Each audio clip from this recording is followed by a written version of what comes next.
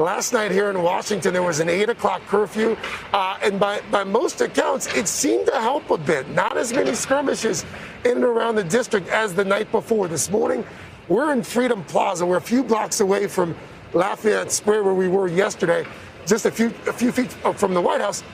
Well, they've shut off Lafayette Square to pedestrian traffic after what we saw yesterday. They've also erected an 8 or 9 foot fence around much of the park area after that tear gas went off around 6:30.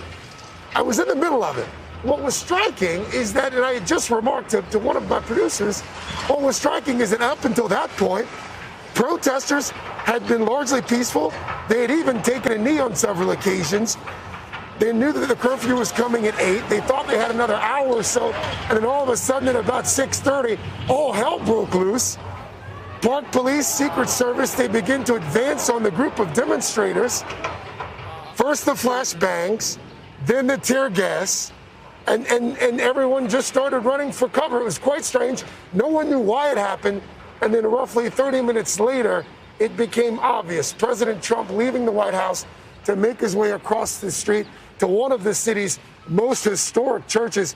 Kristen Welker was also there. You were at the White House as the president walked across to St. John's Church. I was, Craig, and it was remarkable. You could hear the flashbangs from inside the White House as they were going off. Now, look, this president has come under scrutiny for days for his response to this crisis. Some of his own allies saying that he hasn't done enough to unify the country. And now this morning there is intensifying criticism because of everything that Craig just laid out. The fact that authorities cleared that park of peaceful protesters with tear gas so that President Trump could visit that historic church here in Washington.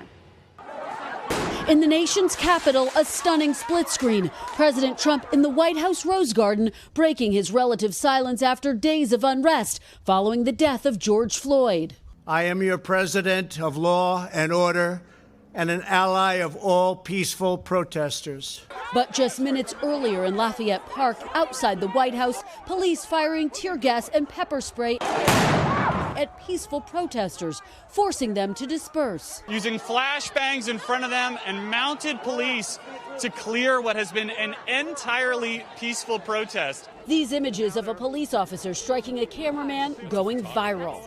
Then, in a surprise move, the president and his top advisors walked across the park to the historic St. John's Episcopal Church, where a fire was set during demonstrations Sunday night. The president holding up a Bible without any explanation. Is that your Bible? It's a Bible. The Episcopal Bishop of D.C. blasting the president for what she called a photo op and saying she never gave him permission to be there. He was using our church as a backdrop and the Bible as a prop in ways that I found to be deeply offensive.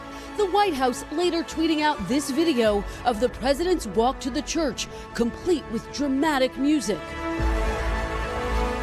Earlier, the president warning he's prepared to use the military in cities nationwide to stop riots if governors don't deploy their own National Guard to crack down. Hours earlier, the president lashed out at the nation's governors during a video conference, calling some of them weak and fools following days of unrest nationwide.